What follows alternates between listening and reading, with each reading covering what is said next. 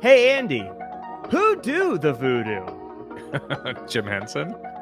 Jim apparently does. We've got public urination, kidnapping, and a tribe of puppets ripping their own heads off. It's the evolution of movies, and it's gonna be a good one. From reels to streams to silver screens, from 1980 to today and in between. They talking best of the best. Bring out their favorite guests. Movies from every year. They breaking them down when they pop on the net. Start from the beginning, and every week they get into it. Jack and Andy, Shaq Hope, Cisco and his old homie. Grab your phone and get ready. Turn it up like the music. Evolution of movies. Evolution of movies. Yes, ladies and gentlemen, my name is Jack Farmer, his name is Andy Rossi, and this is the Evolution of Movie Show. Andy, without getting too far into the weeds here, how you feeling about this week's episode? Oh my gosh. Episode. Yeah, this year's episode, it was a trip, to say the least. I don't know what movie this was. I don't think I really watched it. I think it was all just a crazy nightmare. Crazy fever dream. Well, for those of you who are new to the show, this is the Evolution of Movies show. And we call it the Evolution of Movies because what we do is we watch a movie and then we talk about it book club style, but we always pick a movie that came out 1 year after the last movie we watched. So we started in 1983, then went to 1984. Now we're all the way up to 1986. It's been a short trip. But it was back in a time when movie theaters had hits like Stand By Me, Ooh. Aliens, and Nice. of course, Big Trouble in Little China. Oh, but we classic. aren't talking about any of those. We're talking about Labyrinth, a movie IMDb describes as 16-year-old Sarah is given 13 hours to solve a labyrinth and rescue her baby brother Toby when her wish for him to be taken away is granted by the Goblin King Jareth. Yep, that's it. This is a movie I am so excited to talk about. A childhood favorite of mine. And I'm not the only one who feels that way, Andy. We also have our guest, someone who everyone may recognize from one of our most popular episodes last season. Ladies and gentlemen, it's Theo. Theo, how you doing, pal? Woo! Hi, guys. There he Thank you is. so much for having me. I am excited to talk to you about this one. I know you've been busy, and that's why you haven't been on other episodes. You've been so busy. I know you've been doing some work with our pal Andy here on a movie. Right. We've been busy, right, Andy? Yeah. Doing what? Do you want to spoil it? Oh, sure, yeah. So there's this short film called Surprise to See Me. Check it out on Instagram. We shot. Theo was the first AD and now editing. Yeah, we should have something for everybody by the end of the summer, is my guess. Right. Yes, it's a fun, dark comedy, mystery. There is a lot going on. Yeah. Yes. It's been a lot of fun working on this project. Yes, everyone have to keep their eyes out for it. You know, in Andy's last project, I had one line. This project, I have 0, which tells me all I need to know about. But you are in the movie. I am. But let's talk about the movie that everyone is listening to the show today to hear about. We're talking about Labyrinth, 1980s Jim Henson classic. Theo, have you seen this movie before? What were your thoughts going into it this time around? I watched this movie and, man, guys, I was kind of surprised that, you know, this is not a movie for kids. This is kind of scary. I don't know if you guys watched it when you were kids, probably you've been traumatized by it a little bit. Yeah, I'm so glad you said that. This was a childhood favorite of mine. As a kid, I loved this movie, but watching it this time, I was thinking, this is terrifying. This movie is absolutely horrifying. There's not a single moment of, oh, this is a pleasant moment for a child to be watching. No, and when I saw Jim Henson, I was like, Muppet Babies. Love Muppet Babies. Right. This was no Muppet Babies. There was Muppets and a baby, but no Muppet Babies. This is true. So that was very interesting for me to see that George Lucas was executive producer on this. Yeah. And you can see that touch. It kind of gives you like Star Wars-y vibe, like very like Yoda sort of puppeteering, right? Like all the creatures were incredibly made that were fantastic. The VFX top notch for that time, Yeah, and the story itself.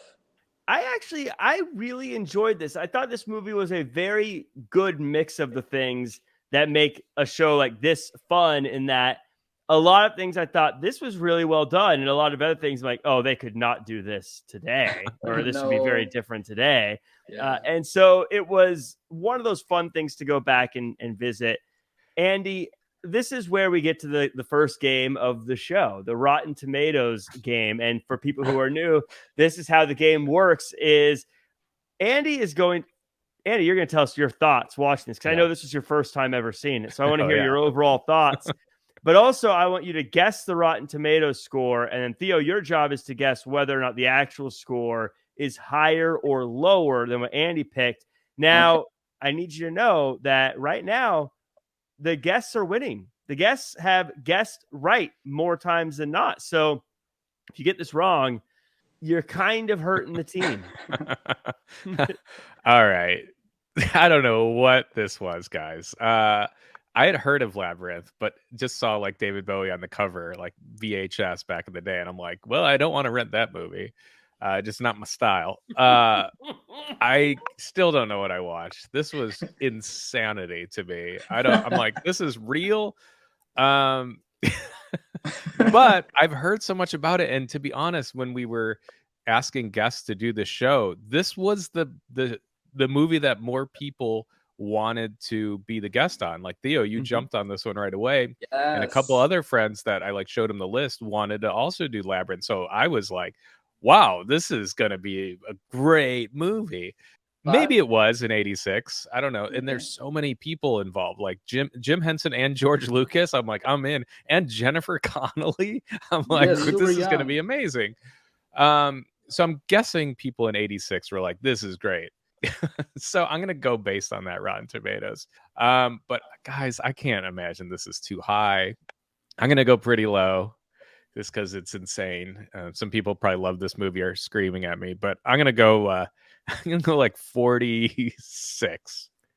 46. Yeah. Theo, that would make it one of the lower rated. I would say probably bottom 25% of our ratings. 46. Do you think it's higher or lower? Oh, it is definitely higher than that. Come on, guys. No, 40 for reference though. Low. Teen Wolf was like 42. It is probably double that. Double? Double 46. That's my hunch. I want to do the math on that, but I'm a podcast host, so there's no way I'm going to get 92 maybe? I don't know. I want to say it's more like 80-something%.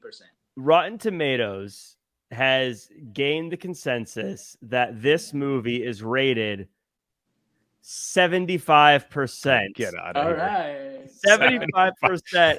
And I missed by a long shot. This is such a fun movie. Again, maybe I'm seeing it through the eyes of when I was a kid watching it. It's a fun adventure. I mean, you got David Bowie rocking the tightest tights of all time, just letting it all hang out through the whole movie. Yes, that. Oh my god! This is probably the worst. I missed by like 30%. So I missed something. So you guys are gonna have to enlighten me. Andy, you are going to get ganged up on this whole review, I think. Finally, yeah. Theo and I are gonna beat you up on this one, I think. Yeah. Usually it's me that's very favorable about most movies. Not that I'm like non-favorable. This just wasn't my thing. Right? Why though? We'll get into it, right? Okay. We'll get into it. I don't know how you could. I don't know how you could look at David Bowie on that cover and think that's not your thing. That hair, that outfit. I was. This is 1986. For me, this was like Van Damme movies, Sly Stallone. You know, I was into that kind of stuff, action packed. Maybe The Karate Kid, but I would love to see this movie reimagined with Rambo going through the labyrinth. I mean, I'm in for that. And just see how that would have looked. Murders all the puppets. But everyone listening, let us know in the comments what you guys thought of the movie, what you would rate it, what % you would give it. Remember, like, comment, share, subscribe. All those things are so appreciated. You know, we got a 5-star review on Apple Podcasts, by the way. Wow. Whoa. And Jose83, I appreciate you. 5-star reviews. And this is my favorite part is the comment. No Yes. way. The comment, Got a yeah. comment? Says, Jack is the man. Good stuff. Yeah. Jack is a cool guy and a great host. Interesting opinions on movies. Jack, are you Jose? Jose 83. You Jack's get a alter gold ego. star. Wait, 5 of them. What year were you born, Jack? Was it 83? Wait a minute. And It Jack, is. your middle name's Jose, isn't it? Oh, man. Jack Jose Farmer. Yeah. No, but I definitely appreciate the kind words, Jose. Thank you so much Amazing. for taking the time. And if you want to get your comment read on the air, all you got to do is give us a 5-star review and say nice things, particularly about me.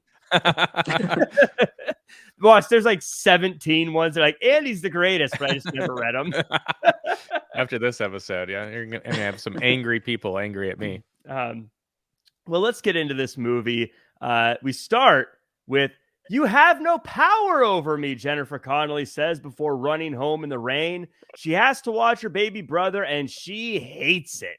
She accidentally casts a spell that calls on the Goblin King, who offers her a crystal and throws a snake on her. He tells her that she has 13 hours to go through the labyrinth and save her brother. Theo, tell me about the characters that we're watching and the world that they live in.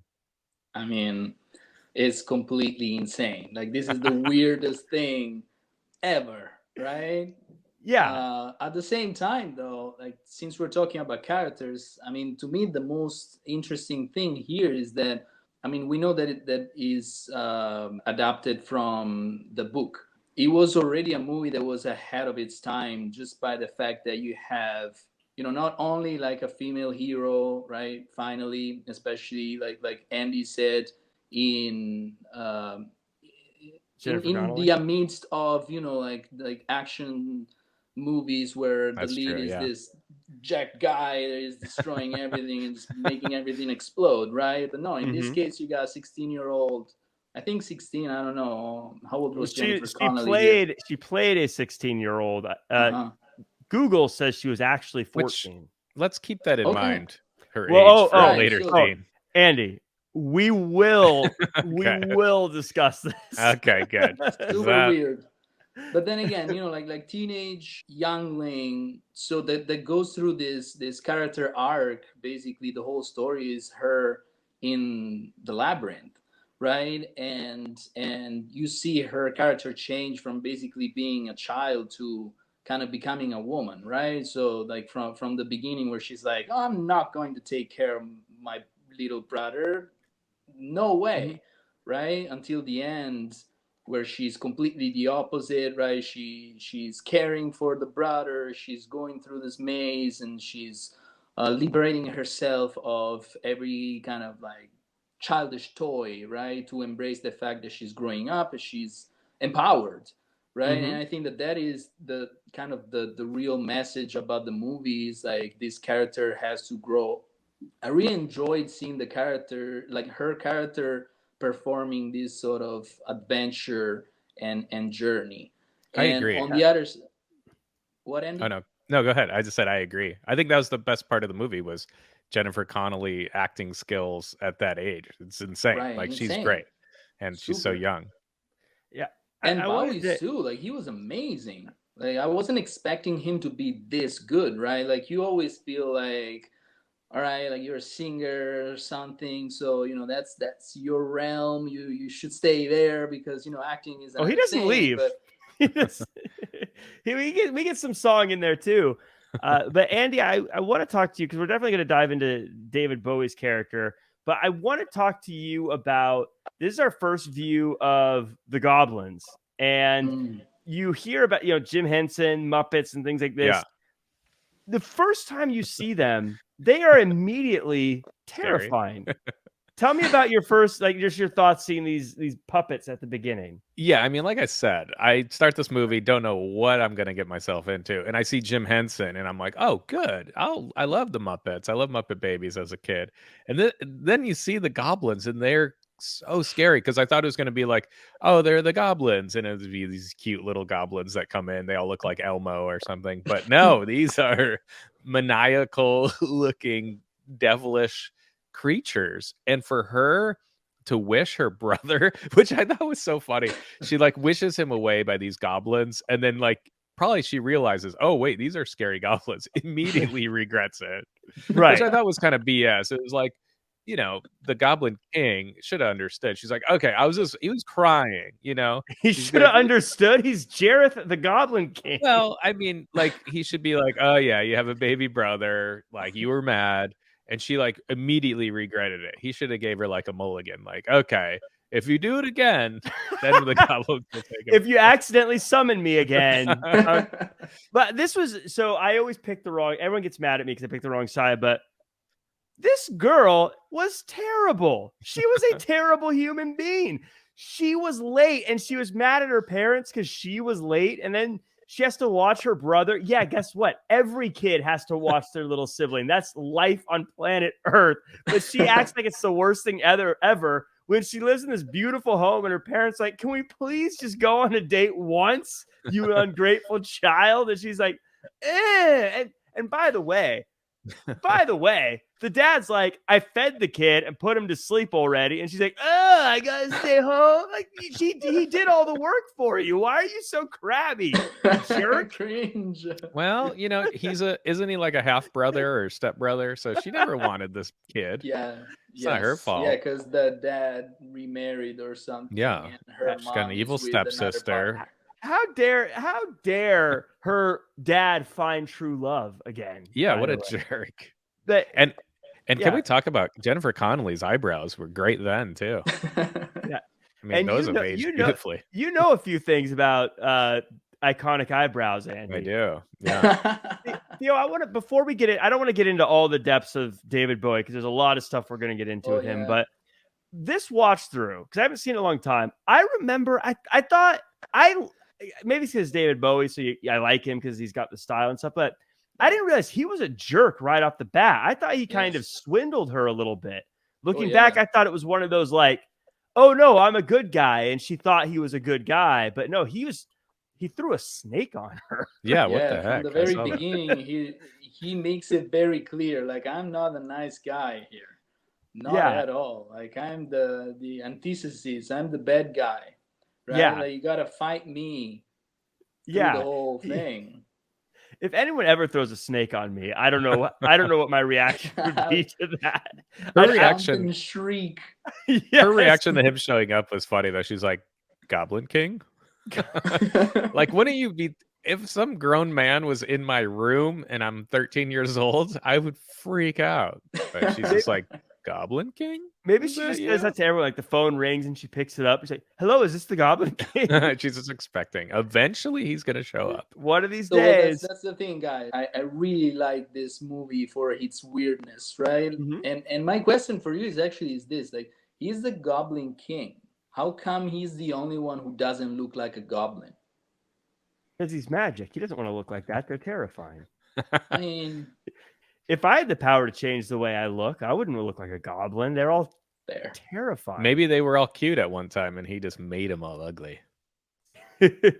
Well, the journey starts. Speaking of ugly goblins, we're in the labyrinth now, and Sarah interrupts Hoggle and his fairy killing, and he shows her the door into the labyrinth.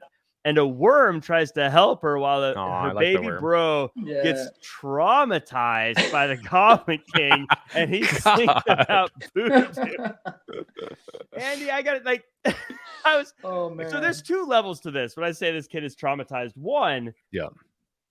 the baby brother is in a pit with all these goblin monsters, Yes. chomping at him. Yes. While David Bowie just sings a song about voodoo. But I was thinking beyond that, Andy, you're an actor. This was a real kid with these Yeah. terrifying creatures around it crying for its life. Whose and everyone's parents? like, let's just do another take. Let's just do it again. Yeah, whose parents like let this happen? Like, oh Like, yeah, only little in the Jimmy, 80s. little Jimmy, nothing.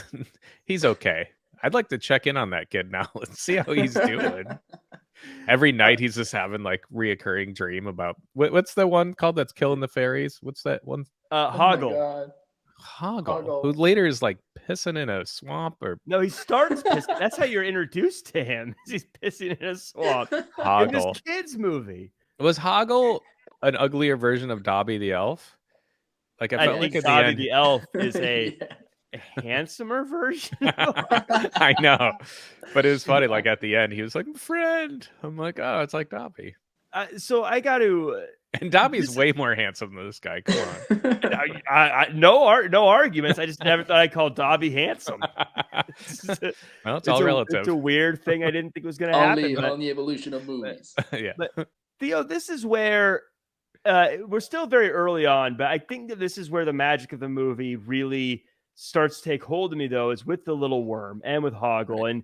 And you start to feel that classic magical adventure that someone goes on, where they're meeting these characters along the way, and some of them stick with them as friends, some of them are evil, some of them are good. It just kind of talks to me about that, and just how this, as crazy and scary as everything is, there is these levels of maybe George Lucas type, just classic adventure. Yeah.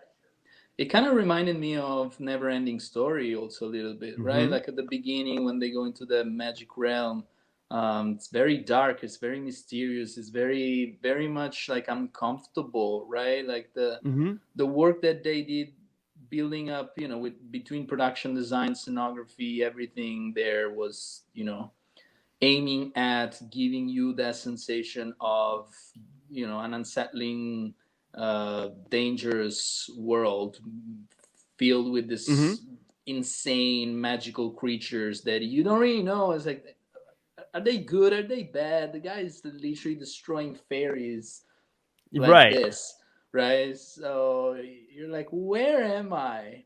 And at the beginning, you see the labyrinth, you see the maze, you understand this is gonna go somewhere bad. This is gonna go badly at some point. But the worm was, very nice. It is kind of very Tim Burton-esque kind of creature, and it's helpful because it gives her, as soon as possible, is giving her the key to understanding that world, right? Like nothing is as it seems, and that is the key, I would say, for like our world as well, right? Like people can present themselves as who they're not, right? Like someone can introduce themselves as very nice, but it might be a trick, it might be some sort of disguise, or and in that case, that she was walking toward the wall, and she was like, wait, where am I going? There is a wall. And the worm was like, no, you should go ahead. And that thing reminded me of I don't know if you guys watch Book of Life. It's Guillermo del Toro. And that was another, right? Like it's a very similar scene with the same thing kind of happens. So it feels there is some sort of like a thread through all these fantasy movies that I don't know, there is like an underlying meaning there about this deceiving world, and the fact that you as a character must understand this concept to navigate through the difficulties.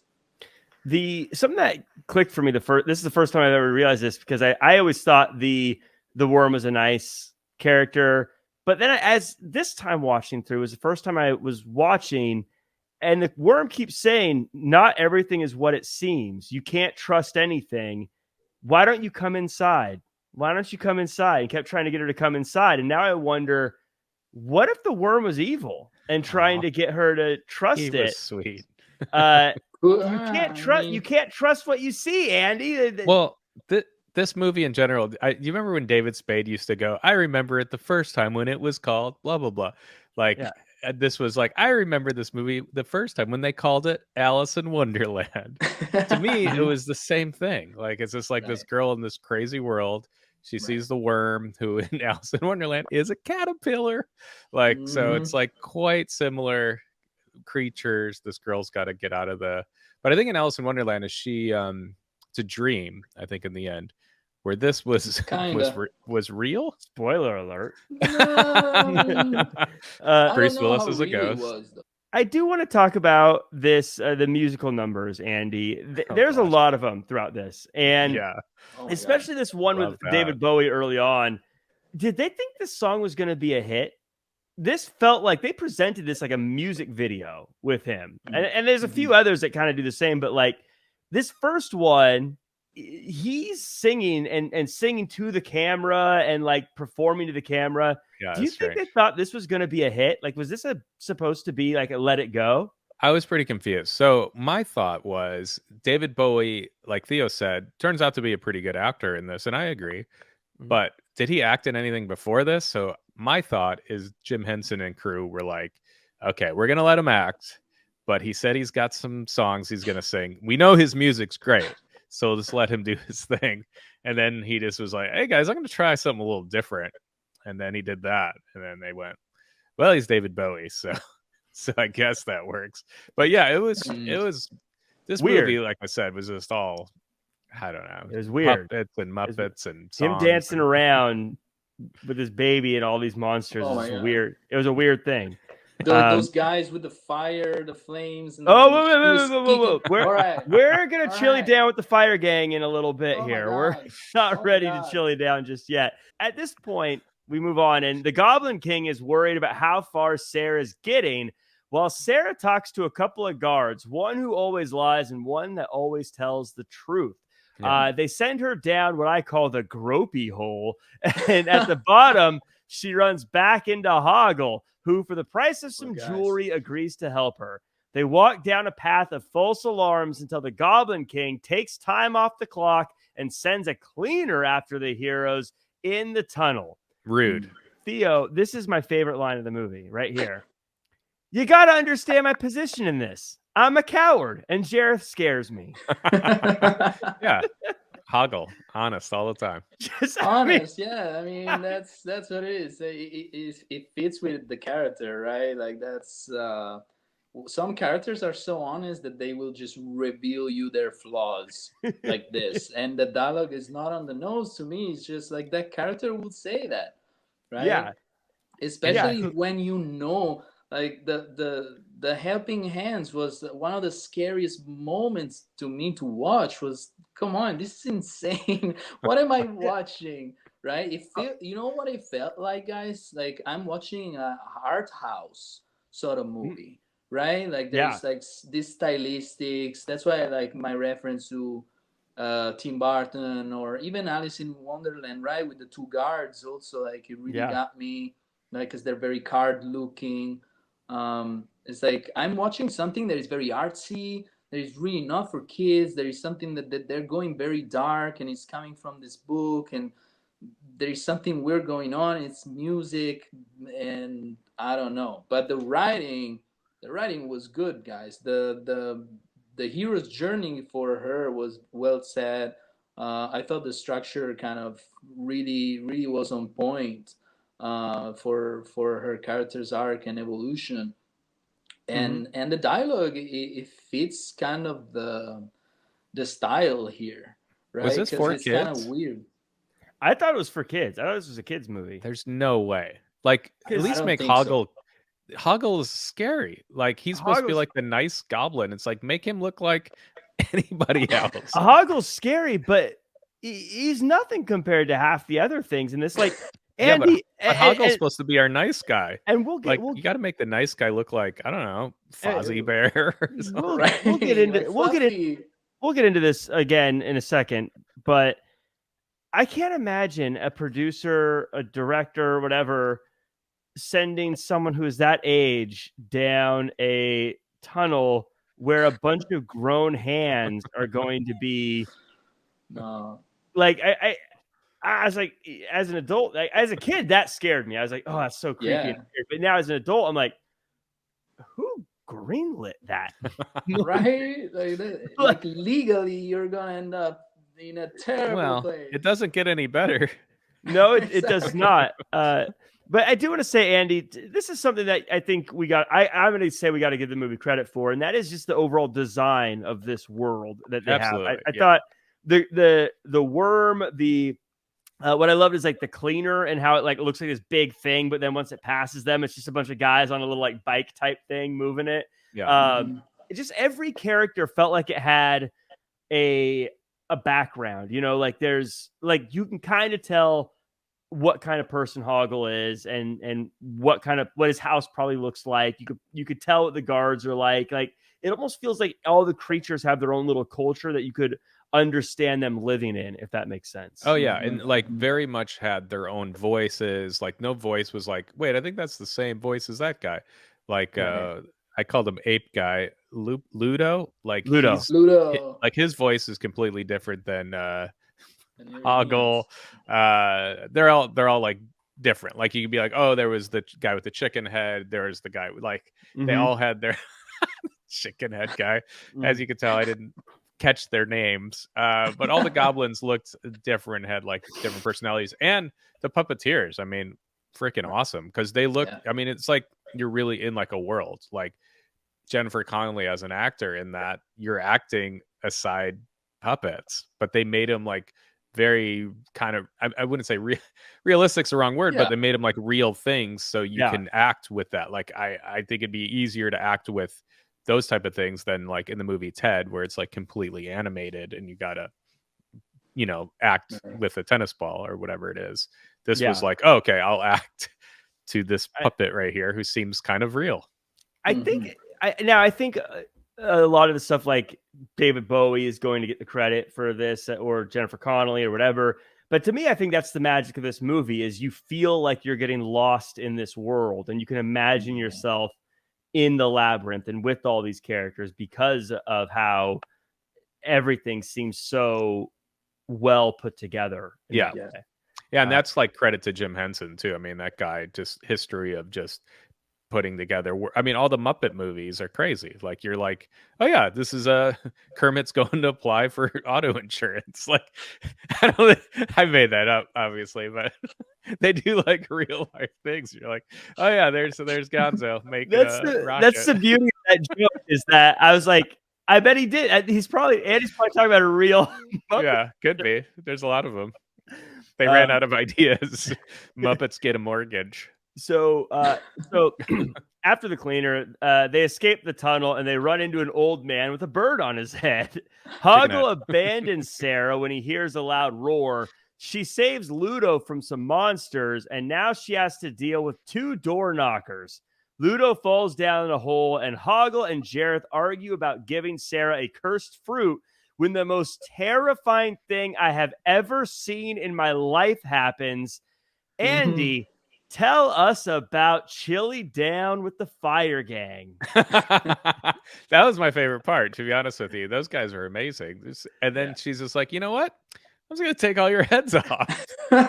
And I have the right guys, right? Those are the guys. Yeah. So I'm watching that. Like, I've already seen most of this movie. Then my wife comes in the room to start watching, and that's the scene she walks in on.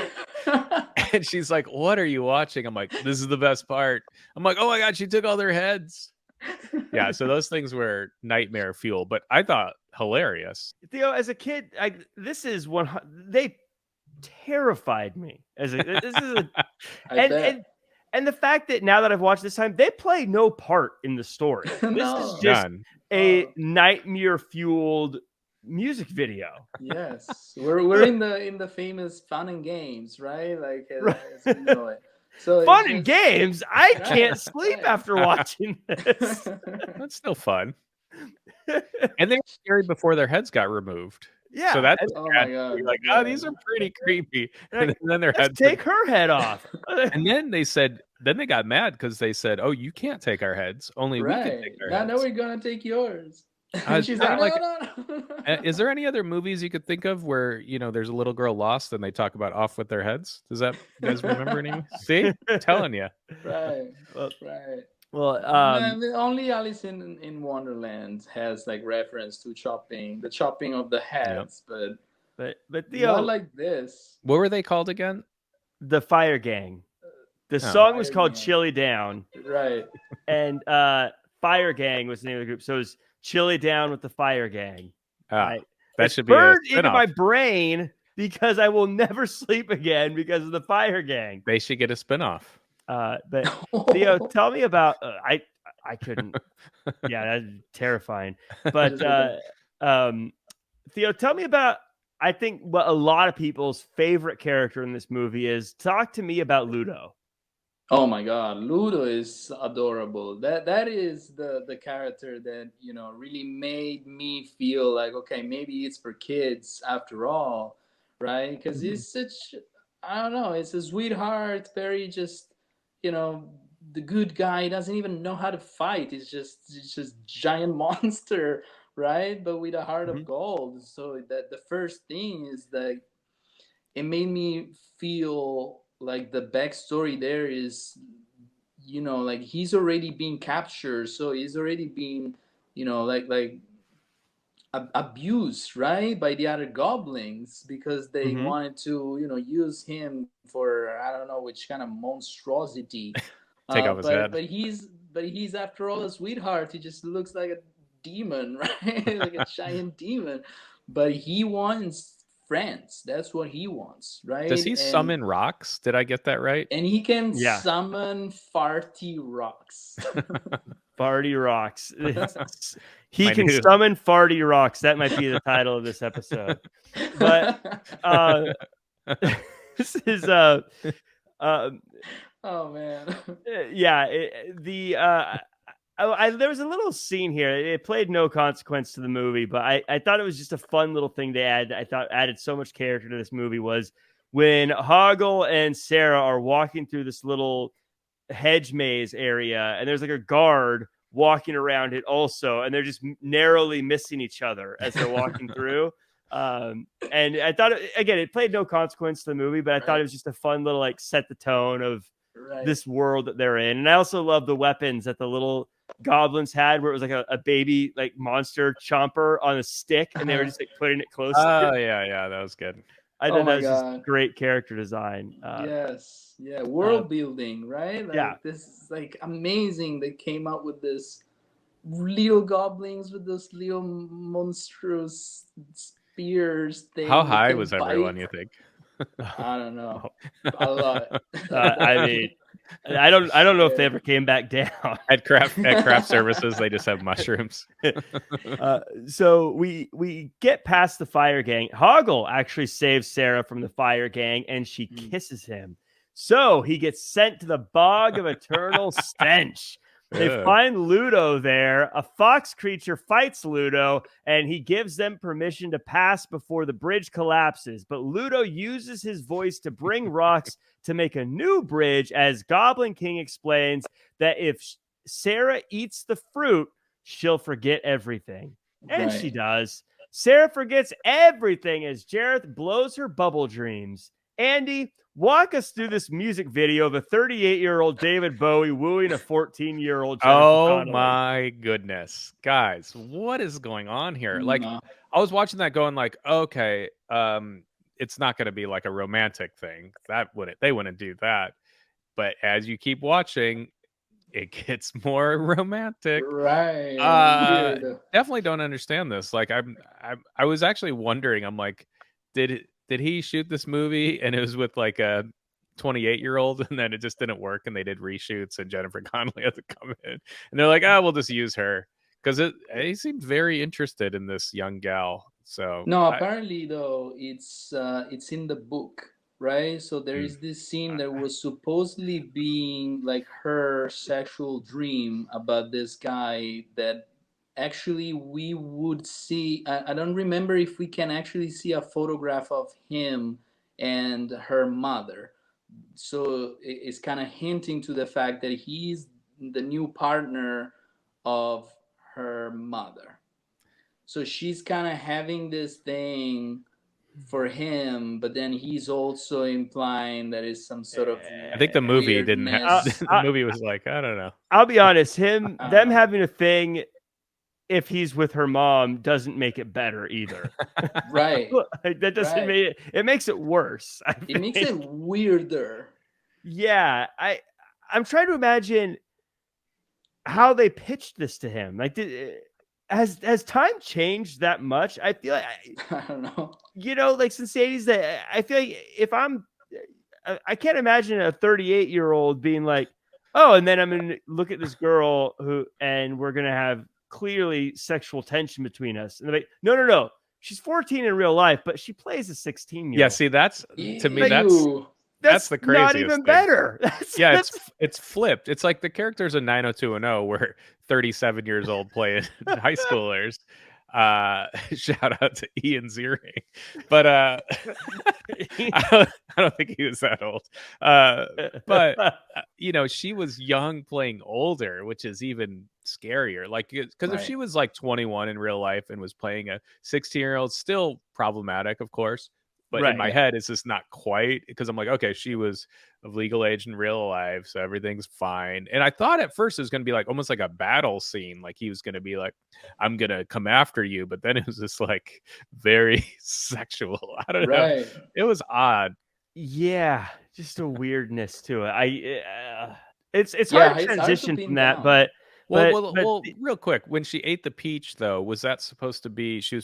Why didn't it just be like a neuralizer, like in Men in Black? She eats the peach and then just forgets everything. That's not how magic works, Andy.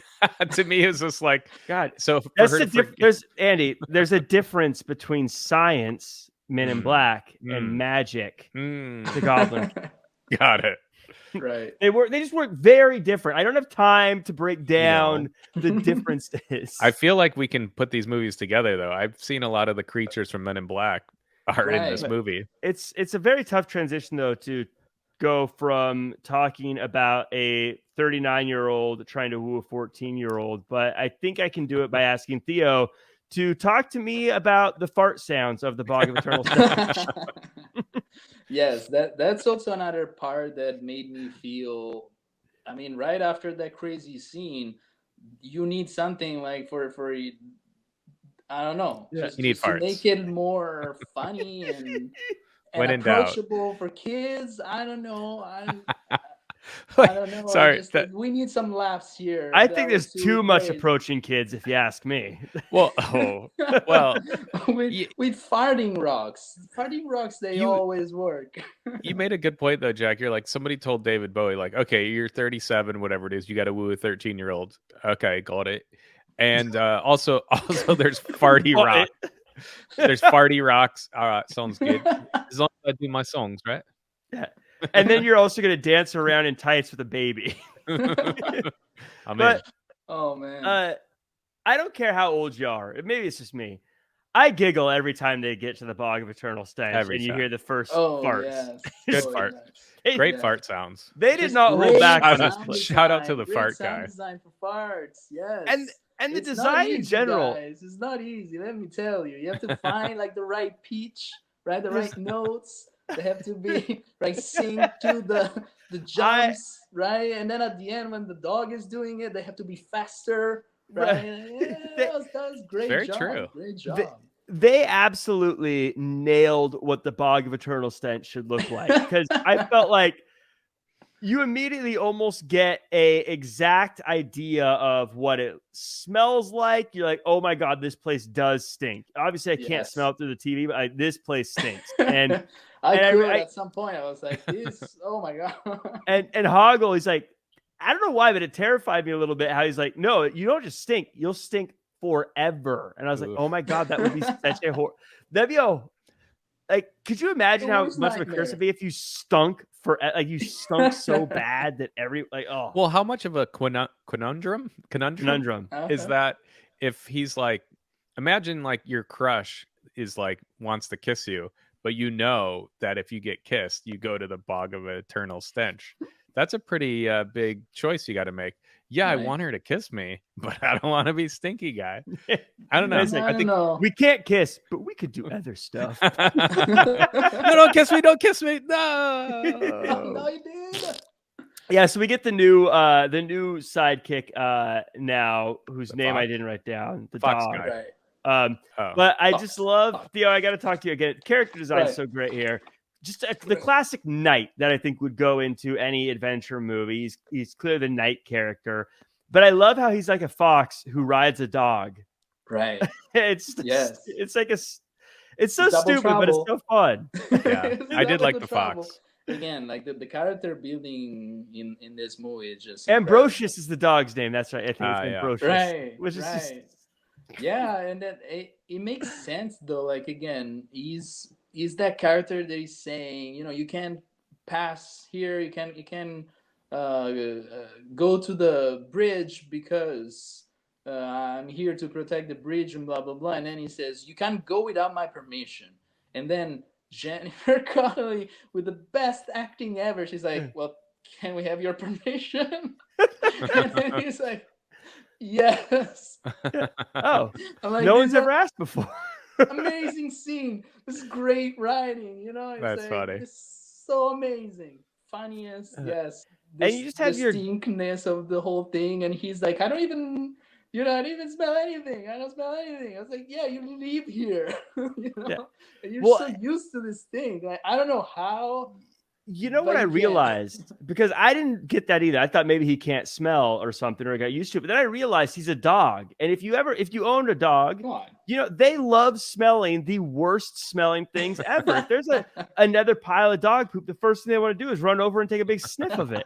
So of course the dog doesn't care that it stinks. He probably loves it. Oh my That's god. funny. Yes. There's a great line we passed as separate of this, but she keeps saying that's unfair. That's unfair. And at one point, I loved when Jareth says to her, "You say that a lot. I wonder what your basis of comparison is." That was Right. a great little line about when people think things are unfair. Like, Jack's on team. What's his name? Jareth. Jareth, the Goblin King. Jareth. You're on Jareth. Team Goblin King.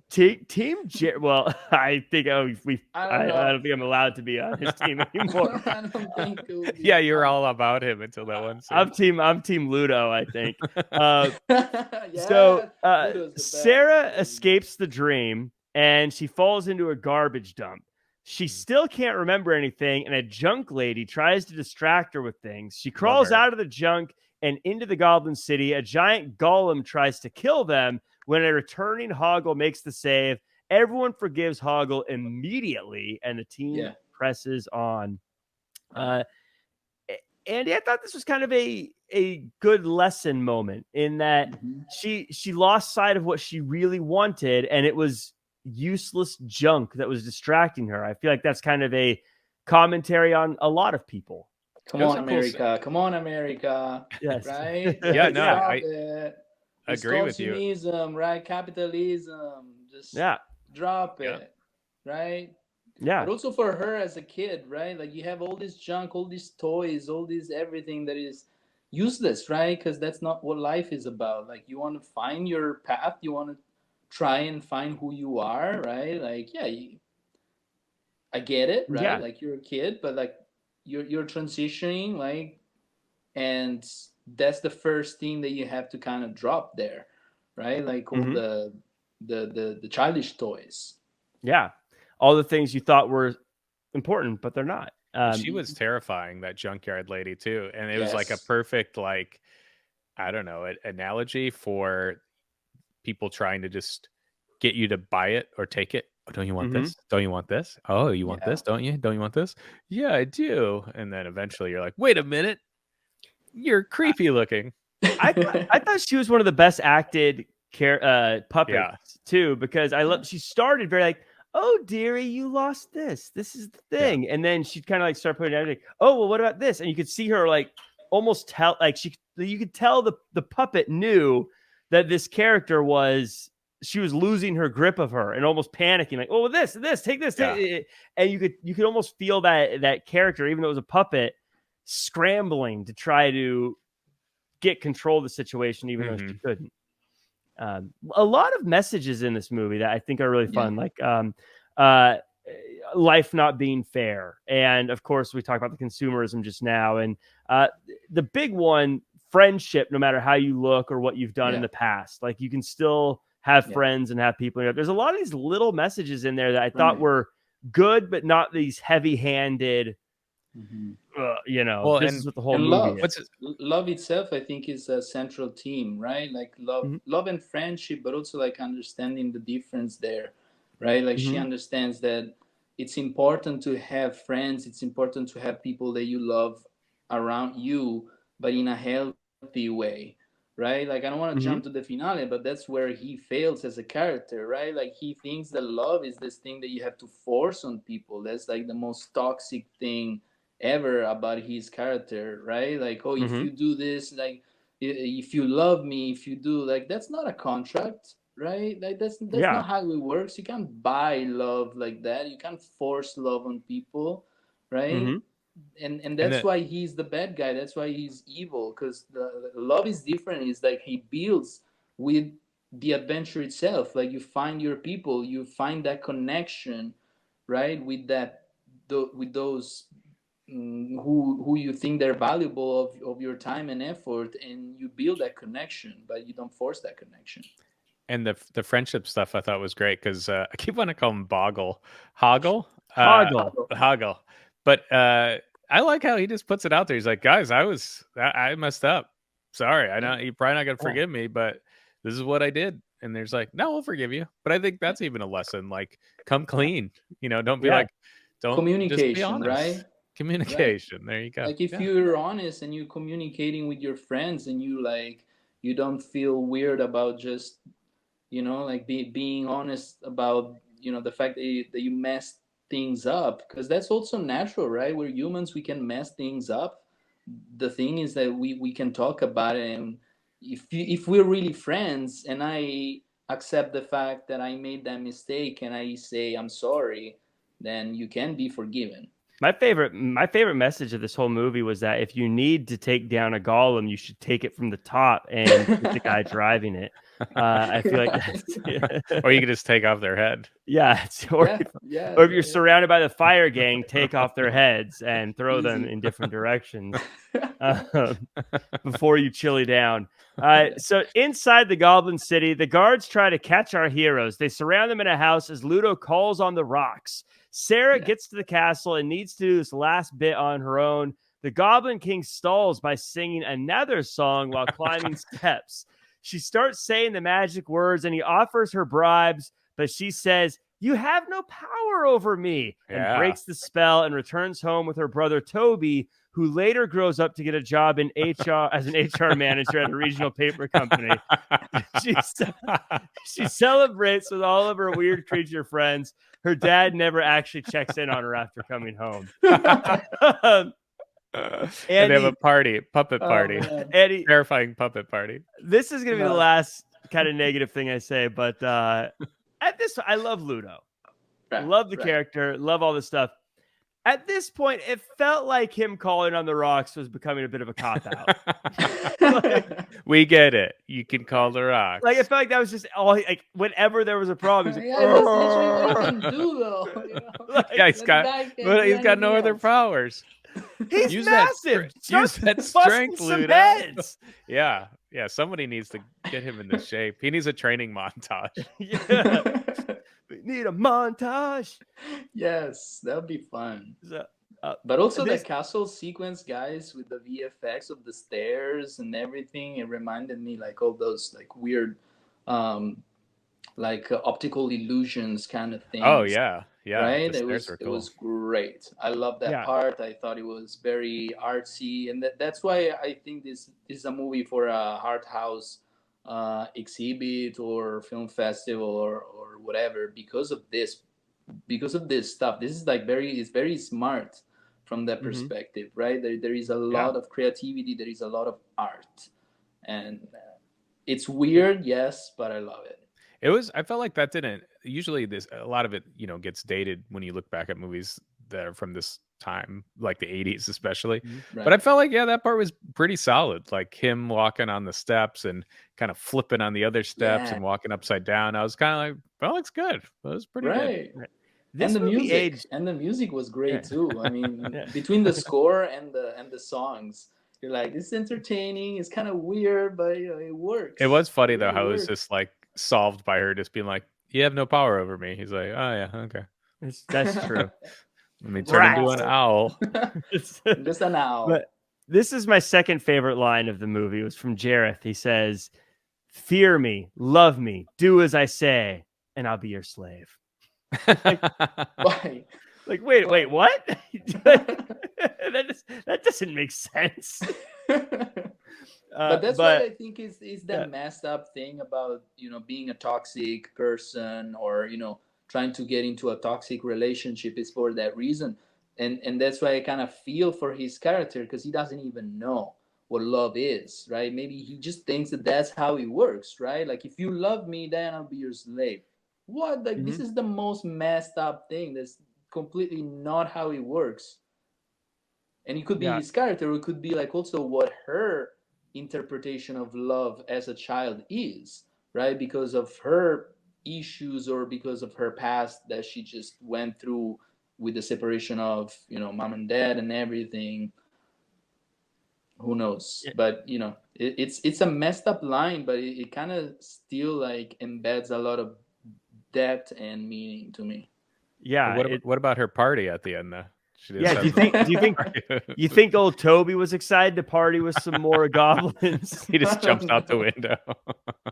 Time in Toby, this you can movie- walk. Oh no! Time in he's this out the movie window. made no sense to me, by the way, because the parents went out for a date, and he's like, "You got 13 hours to find this kid."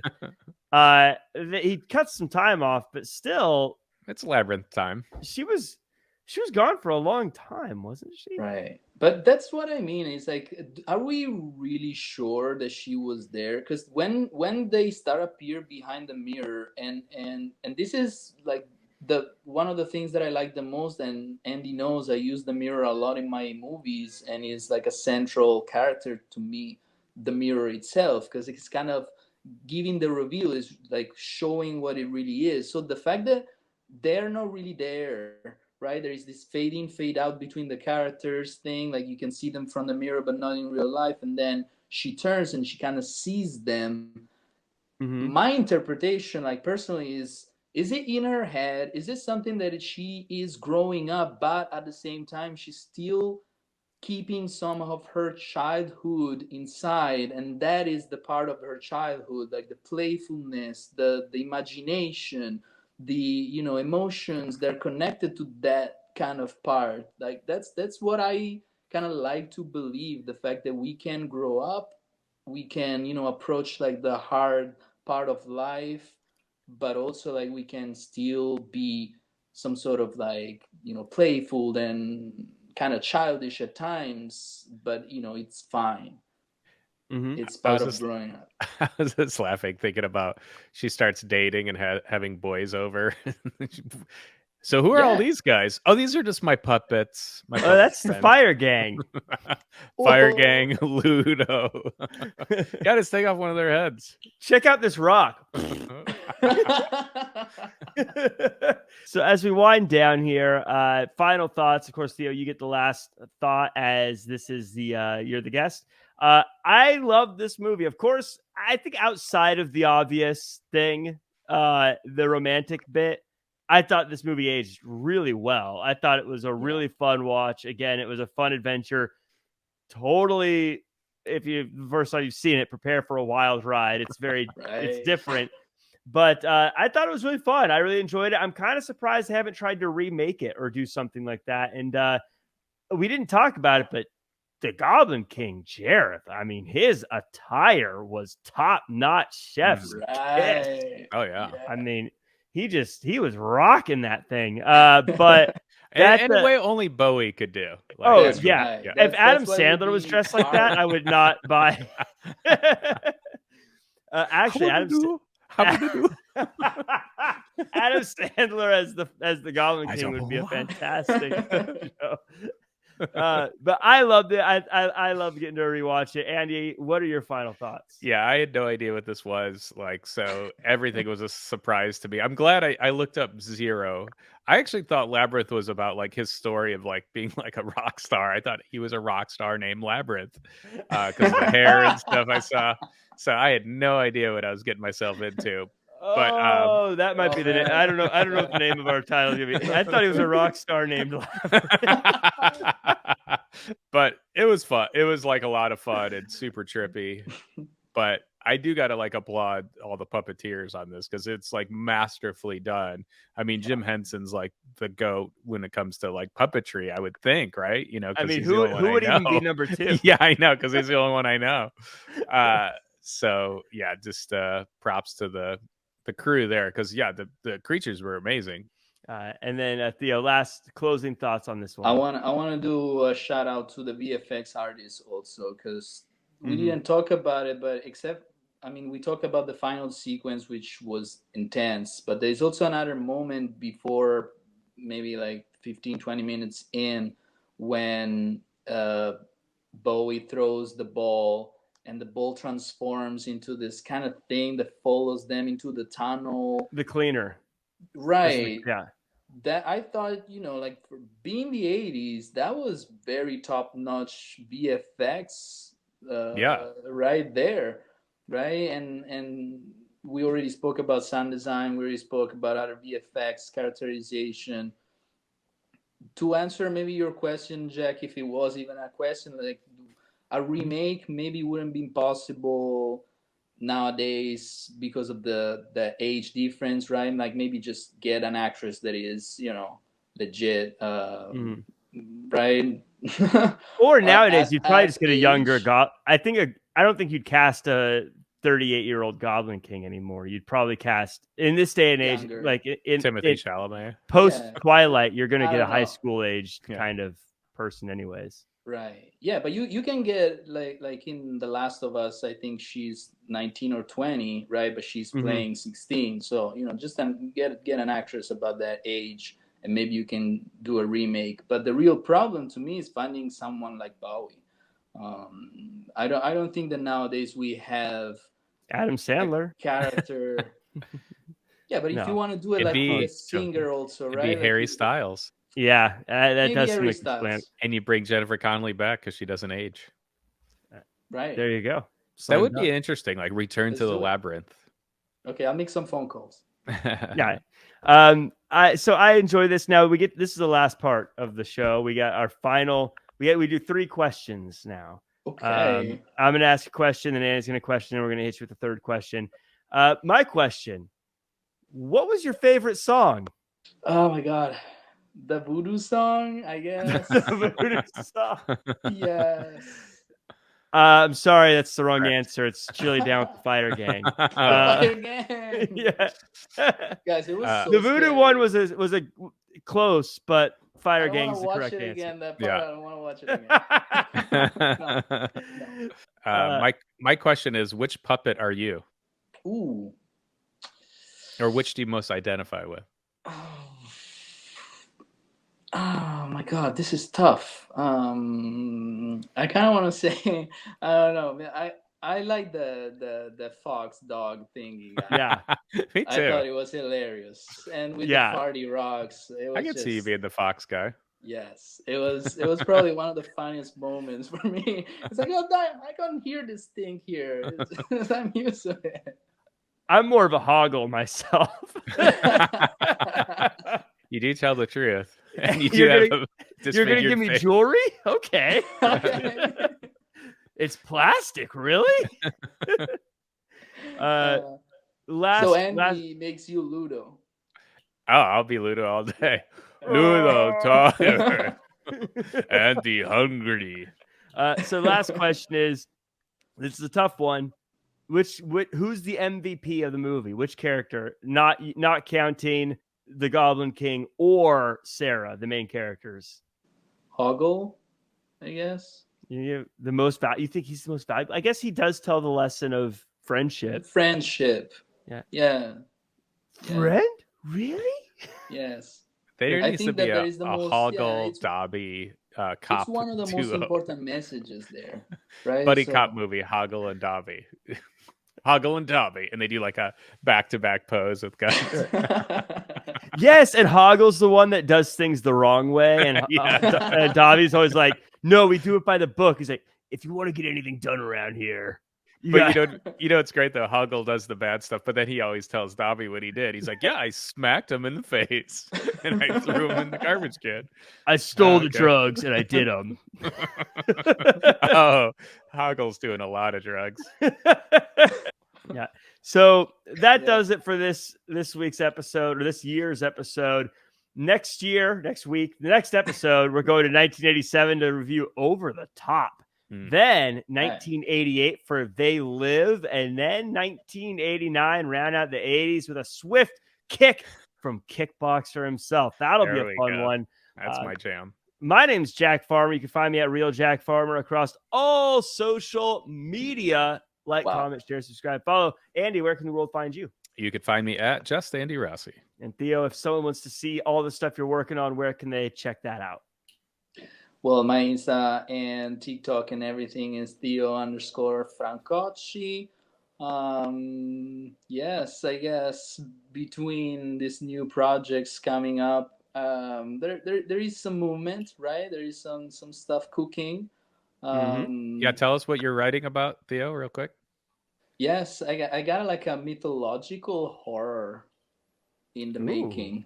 Yeah, I know. It's kind of, wait, what is going on? Well, talking about Labyrinth, it's not exactly like Labyrinth. It's more like postmodern, but is inspired by a Greek tragedy that I'm writing. I'm hoping to shoot maybe summertime. And yeah, I'm really invested in this project. And beside working with Andy on Surprise to See Me, I also have another film in post-production that I'm working on right now. It's called Living in Color. And the spoiler there is that Andy is playing one of the characters. And it's a musical. It's like, I kind of describe it as a dark musical because usually musicals are very happy. This is Will we get to see Andy sing? Maybe tune in.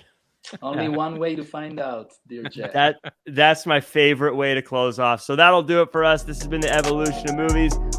Whenever you're listening to this, good morning, good afternoon, good evening, good night. We will see all of you next year.